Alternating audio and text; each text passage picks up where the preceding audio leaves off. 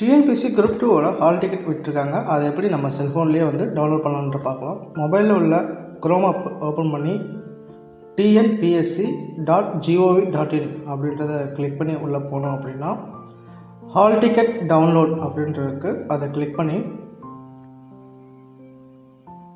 உள்ளே போனோம் அப்படின்னா நெக்ஸ்ட்டு ப்ரௌசர் இது ஓப்பன் ஆகும்.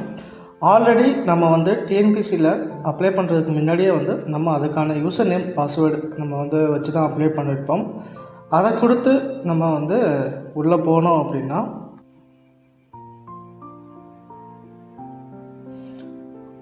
இந்த மாதிரி டவுன்லோட் ஹால் டிக்கெட் அப்படின்னு சொல்லிட்டு காமிக்கும். அதை கிளிக் பண்ணி இதில் வந்து பார்த்தோம் அப்படின்னா அப்ளை பண்ணப்போ நம்ம அப்ளிகேஷனில் உள்ள அப்ளிகேஷன் ஐடியும் டேட் ஆஃப் பர்த்தையும் கொடுத்து டவுன்லோட்னு சொல்லி பண்ணோம் அப்படின்னா நம்மளோட ஹால் டிக்கெட் வந்து டவுன்லோட் ஆகிடும். இதை வந்து நம்ம ஈஸியாக பிரிண்ட் போட்டுக்கலாம்.